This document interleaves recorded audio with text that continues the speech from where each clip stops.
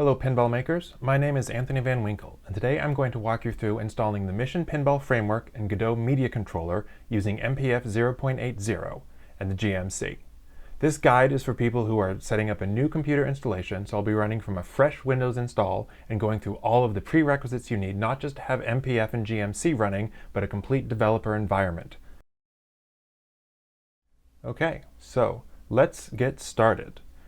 This is a brand new installation, and we'll be doing this on Windows because most of our users use Windows, but note that all of these steps will be applicable for Mac and Linux as well. If there are any differences in the commands or the syntax, I will point that out. The first thing we're going to need is Python, which is what MPF runs in. So that's easy to get. We just go to python.org and download a new version. Now, Python 3.13 just came out, so that is the default, but it hasn't really been tested that much with MPF, so we're going to stick with the tried and true 3.12. So from the downloads page, we scroll down, we can see 3.12.7 is the most recent one. So we'll click on that and scroll down and find the Windows installer. We like to use 64-bit. Everybody should be using 64-bit, so we will download Python. We'll open the installer, and we want to add python.exe to path. This is important because this will allow us to run Python from the command line without having to do the full path. So the default installation is fine, and here we go. Okay, so the Python installation was successful, and we can call that done. The next thing we'll need is Godot. Now, Godot is the engine that powers the media controller for the GMC, which includes all visual aspects, displays, slides, videos, all audio, music, voice callbacks, as well as a keyboard interface for when you're interacting in development mode. So to get Godot, we go to godotengine.org, and we can download the newest version, 4.3. So we just click on Download Latest, and download Godot for Windows.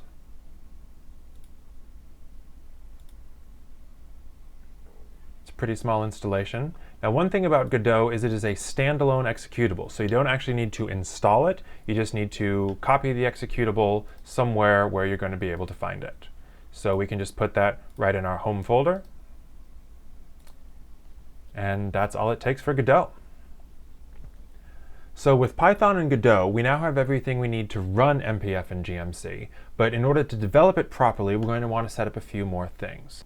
You can use any editor you like, and if you have one that's particular to you, feel free to use it. If you're just starting out, Visual Studio Code is the most common and most well-used and well-understood program, so that's what we're going to set up here.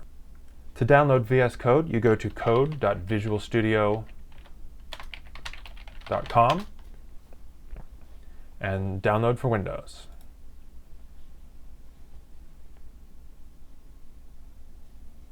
We'll run through the installer. All the defaults are fine.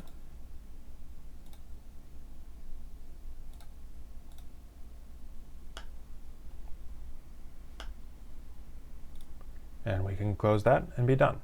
The last program we're going to download allows us to interact with Git, which is our version control that will allow us to keep copies of the code on the cloud and check all of our updates, revert things if things go wrong, and generally maintain a good, healthy code base. If you have a Git program that you like, feel free to use it. I prefer SourceTree, so that's what we're going to download here.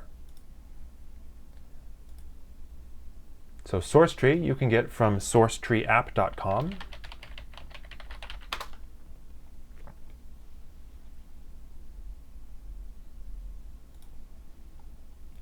I'll just agree and download for Windows. Well, SourceTree is run by the same company that runs Bitbucket, so they want you to sign up for Bitbucket, but we don't need to do that, so we'll just skip.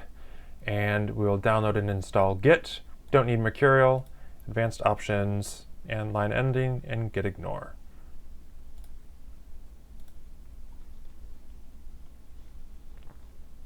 So this will automatically install Git for us, which is the program we'll use for managing all the different versions of your software, all the updates, the whole history. If you need to do any regressions or reversions or try something in a safe space, Git is what will allow us to do that. If you don't want to use SourceTree and want to use Git from the command line or from any other GUI that you like, you can download Git separately, but If that's your preference, you probably already know how to do that and already have Git, so I'm not going to go through that process. For most people, installing SourceTree and installing Git is the easiest way to go, and there we are. Now here, one thing that we want you to do is put in your name and email address, and this is what will be configured for any commit that you make. It's going to ask about an SSH key, and that's something that we can set up later. For now, we'll use an email and password. So just click no, and we'll deal with that. When SourceTree opens up, it's going to look for a couple of repositories that you might have. We're going to set that up in the next step, so for now, you can feel free to close it.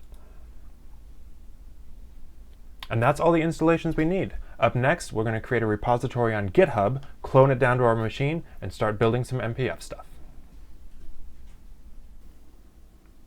Now that we have everything installed, it's time to get ready to set up our code.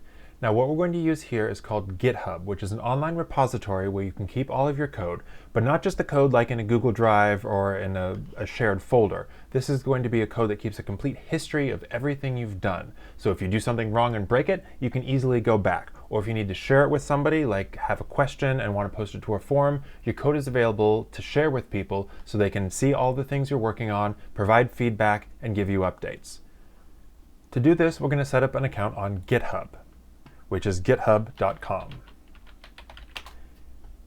If you don't have an account, you'll need to sign up for one. If you do have an account, go ahead and sign in. So, from the GitHub main page, in the right corner, click on Create New and New Repository. And this is going to be all of the game code. So for this project, we'll call our pinball game, whatever you want your game to be called, we'll call it Happy Pinball, or whatever you like. And the description is the happiest pinball game.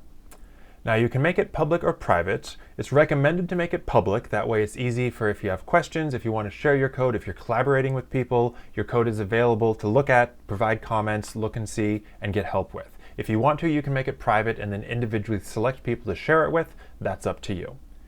A README is always a good thing to start with. And for a gitignore template, Godot. Because most of the files we'll be adding will be either the MPF configuration files, which we don't want to ignore, and Godot files. For the license, no license is necessary. That means it's all protected and it's yours and nobody else can use it. So we'll create the repository here. And here we are in your happy repository. So to clone this repository down to your computer, click on the code button and here are your clone options. The simplest way to clone it is with HTTPS, and that will be with your username and password. Or you can use SSH with the key on your computer. For now, we'll use HTTPS. So that's the URL to your repository, so you can click that button to copy it. Now, we will open SourceTree, and we will copy that repository down to our computer. Right now, it's just the README file, but it gets us started. So we click on the clone button and we paste in the URL to our repository, and the destination path is where we're going to put the code on our local computer. And anywhere you want to do it is fine. Documents folder, desktop, if you have some place where you're keeping all of your pinball stuff, doesn't really matter. We're going to make a folder and that's all there is to it. Check out the main branch, simple enough. So now we've cloned it, and if you open up an Explorer, and if you open up your home folder and go to your documents, you can see now the folder Happy Pinball. This is our repository, and there's the gitignore, and there's the README. So to work through how Git works, we're going to make a small change to the README and then upload that to GitHub. So to do that, we'll open Visual Studio Code, which is our editor of choice. And from Visual Studio Code, we will open Folder, and we will select the folder of our repository. So the Happy Pinball folder. We're going to open the entire folder so we have access to everything in it. Select the folder. And here we can see the README file. And so let's just make a change here. Yes, I trust the authors because this is you. So thank you, Visual Studio Code. Let's open back up the README and say, just add a little something. And save it. So now if we go back to SourceTree, and we can look at the file status, we can see that we have staged files and unstaged files. README is an unstaged file. So if you click on that, over here it will show you what changes were made to the file, and you can decide if you want to keep them or not. So we do want to keep these, so we will stage that piece of the file, and so now we can see staged files 1 is README. Now we're going to make a commit, and a commit in Git is when you take a certain set of changes and you say, I want to save this snapshot and move the code ahead to include it. So we will have this README update, and we're going to put a message here, because you always want to keep track of your commits, and we'll say updated README with author name. And we want to push the changes immediately. So then we'll hit commit. It will commit those changes to the code history. And credential helpers, we use manager. So now it's prompting us to sign into GitHub. This is going to connect the GitHub account to SourceTree so that we can always have authentication and push our files without having to use email and password every time. So we'll sign in with browser, and that'll link back over to the browser where we're already logged in with GitHub, and we can authorize the credential manager to have access to this repository. And if we go back to SourceTree, we can see now the commit is done, and that commit is on the main branch as well as the origin main branch, which is GitHub. And if we go back to our GitHub and look at this repository, refresh, you'll see there are changes there. And we can look and see the history. There's 2 commits to this repo, the initial one and then the one that we updated. And this is how Git works. So if you're working with somebody else on the project, you can each pull each other's changes and push your own changes. You can see the full history. If you end up breaking something, it's very easy to step back in the commits and reverse the pieces that you did, or just wipe back and go back to a known good place. This is a really valuable thing, and it's strongly encouraged for everybody to use some sort of versioning control like Git to manage your pinball game. That way, you don't have to start over. Now that we have everything installed and we've got a repository set up and cloned to the computer, it's time to get MPF up and running. To do that, we'll need to spend some time in the terminal. And instead of using command prompt, we're going to use PowerShell, because PowerShell's syntax and commands are very similar to Mac and Unix. So these commands will work for most people no matter what platform you're using. Again, if there's anything specific here that is different on Mac or Unix, I will let you know. So the first thing we need to do is see what our Python is. And if we type Python, here we are. We're in Python 3.12. So we didn't actually need to open that. We can exit it. To make our environment safe, what we're going to do with Python is we're going to create what's called a virtual environment, and we're going to install MPF there. This is because Python packages like MPF have a lot of dependencies, and they install a lot of different things, and they require specific versions of those things.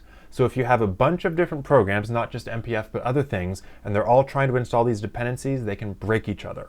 So it's nice to have a virtual environment where all the MPF files are contained, they won't interfere with anything else, and nothing else will interfere with them. It also means if your MPF installation gets corrupted or broken, it's very easy just to delete the virtual environment, make a new one, and you'll be back at square one. So to do that, we'll use a Python module called venv. So we do python.exe, and then we type -m for module and venv for the virtual environment module. And then we're going to type the name of our virtual environment. Now this can be anything. It's going to create a folder with that name, and we're doing MPF-080, so you could call it MPF, you could call it MPF-080, you could call it MPF game. This is just the environment. This is not going to have any of your game files in it. It is just the program of MPF. So we're just going to call it MPF, enter. So now Python is going to create a new virtual environment. It's going to put its own copy of Python in there. It's going to put the pip installation manager and its own isolated sandbox for running Python programs. And it's done. So this is this next step that we're going to have to do every time we want to work on the game. So make note of it, write it down, make a shortcut for it. And this is also one of the things that is different for each platform. So I will put the text for the Mac version below, which uses the source command. For Windows, we're going to use the PowerShell's activate. So to do that, we type the path to our virtual environment, which is MPF, and then scripts, and then activate with a capital A, .ps1. And we execute that, and it gives us an error. Well, shit. So this error is because we don't have access to run scripts from within the PowerShell. So what we need to do is go open up an administrator mode and give PowerShell the ability to run scripts as part of the virtual environment. So in order to do that, we'll go back and we'll open PowerShell, but we'll run it as an administrator. So right-click, Run as Administrator, and authorize PowerShell to do the administration run. And now here we are in Administrator PowerShell, and we will give it the authority to run scripts by typing in set-execution policy space unrestricted space -force, just like that. And that means that PowerShell can now run scripts. So now we can close the administrator mode and go back to regular PowerShell as a regular user.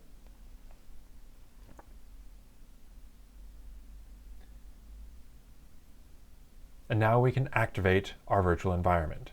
So in order to do that, we're going to write the script, and this is the one that we need to remember. We go to the path to our environment, which is mpf/scripts/activate.ps1. And we run that, and we see the MPF in the corner, which means that we're now in the virtual environment. And any Python-related things we do now are going to be sandboxed to the virtual environment. We can type python.exe, try to type python.exe -- version, and see that we do have Python 3.12, and this is the Python that is inside the virtual environment. So any changes to it are not going to be affected by anything else on the computer. So now we can proceed to install MPF, which will use the pip package manager with pip install MPF. Now, eventually 0.80 is going to be released, but for now it is the pre-release version. So in order to install MPF 0.80, we need to add --pre for pre-release.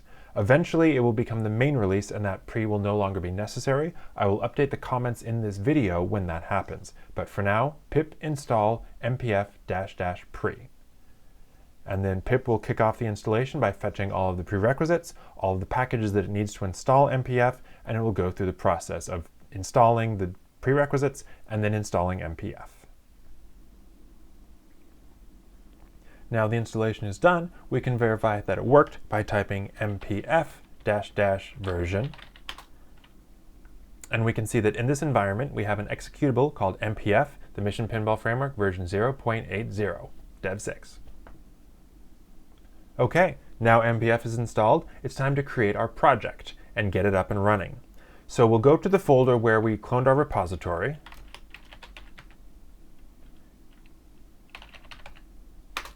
Right there. And now there's a convenient little thing to get MPF set up, because MPF does require some base config files, folder structure, and a couple of other variables. So we're going to initialize that with the command mpf-init. And boom. And if we go into Finder and look at our folder in the Happy Pinball, you can now see that we've got a config folder and some modes. This is just the initial baseline that we need to get MPF running. And we can see that by now typing mpf-xtb.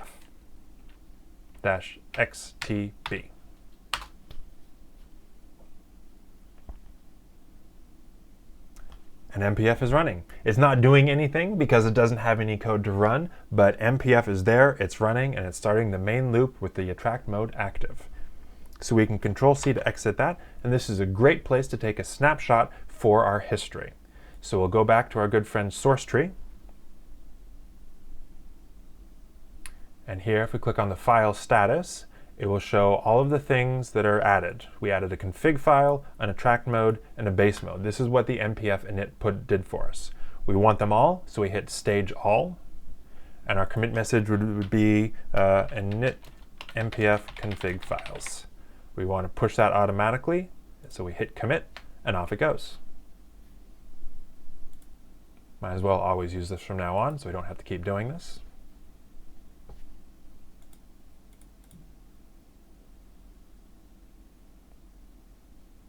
And there it is. So we are all set, and now it's time to move on to Godot.